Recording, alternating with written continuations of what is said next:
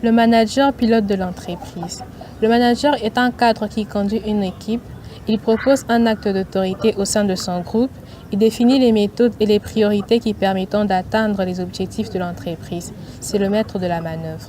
Selon Henri Mitzberg, le manager est un planificateur réfléchi et systématique. Il exerce un contrôle étroit sur son emploi du temps, ses activités et son équipe.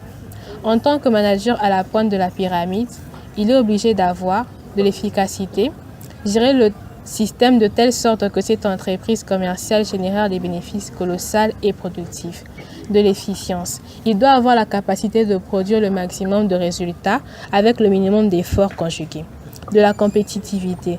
Le manager doit tenir compte de la qualité et du prix de son produit sur le marché pour satisfaire les besoins du client, de la rentabilité. Ceci se justifie par l'aspect financier à travers le profit généré par l'entreprise au volume de capitaux institués par les actionnaires dans une satisfaction des investisseurs et de l'atteinte de ses objectifs.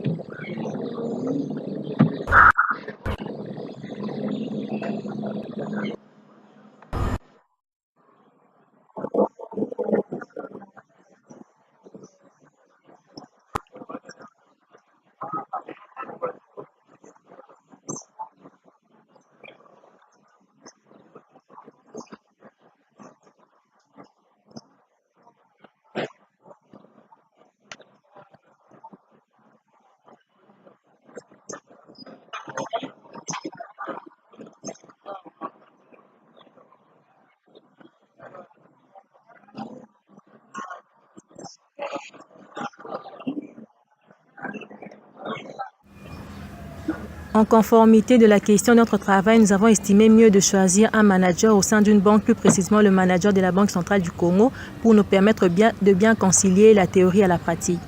Vision du manager. Les compétences suite à la concurrence presque déloyale sur le marché, le manager doit avoir le savoir-faire et être sont des potentialités qui lui permettront de mettre en pratique les stratégies qui lui créent plus de valeurs économiques que ses concurrents. D'offrir une valeur à l'entreprise, de mener des actions non identiques des autres. Le manager doit savoir faire une bonne gestion dans l'exercice de ses attributions, car le management est le métier qui consiste à conduire dans un contexte donné un groupe d'hommes et des femmes ayant à atteindre des objectifs communs conformes aux finalités de l'organisation d'appartenance. Le plan. Le manager d'une banque est obligé d'avoir une ligne d'action prédéterminée auquel il a élaboré contenant les objectifs à réaliser, les programmes, les politiques et les méthodes mises en exercice.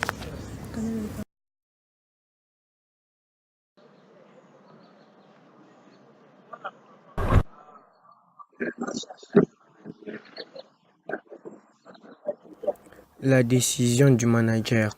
Il y a là la décision stratégique. Celle-ci intéresse les liens de l'entreprise avec les milieux et porte essentiellement sur le choix de la marche pour obtenir une adaptation de la firme à son milieu.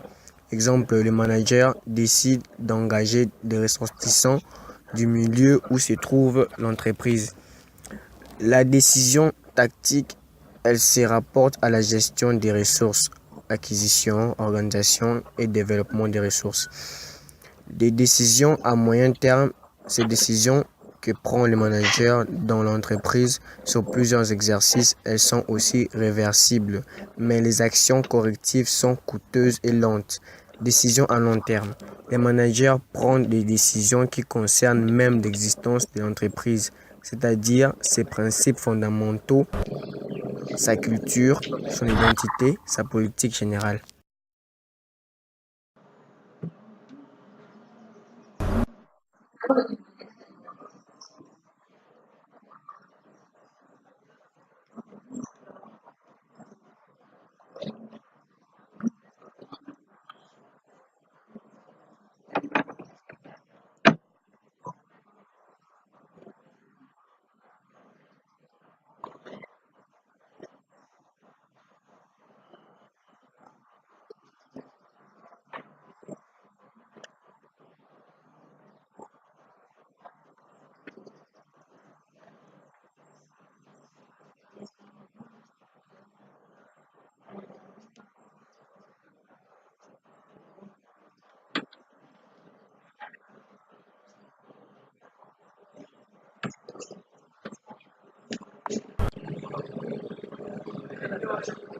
Le rôle du manager dans la motivation de salaire.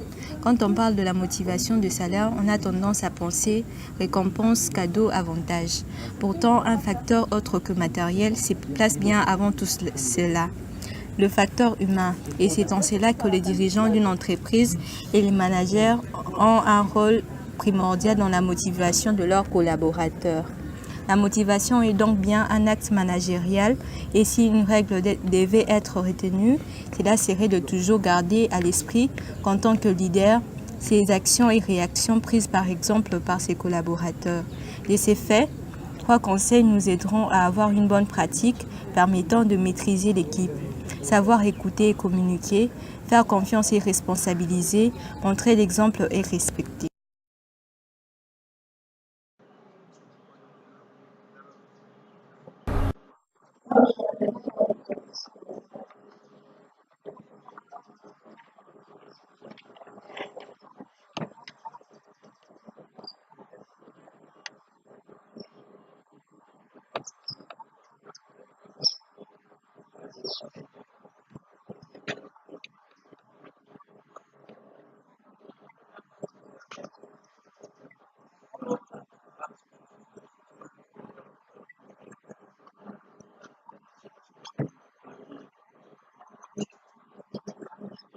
Rôle du manager dans l'exécution de la stratégie. Le manager joue un rôle important dans l'exécution de la stratégie. En tant que manager, il est le représentant dans son département ou son équipe d'exécution de la stratégie. Il contribue au contenu, il est le lien entre les différents niveaux d'organisation et de son propre niveau d'organisation et il sera le modèle de la performance.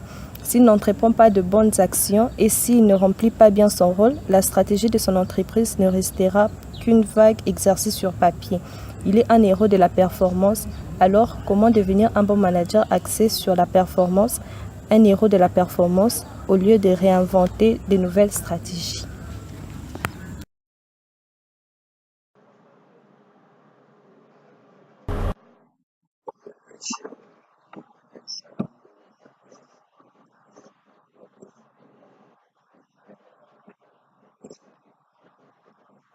En conclusion, les managers font les diagnostics de l'entreprise pour bien fonctionner.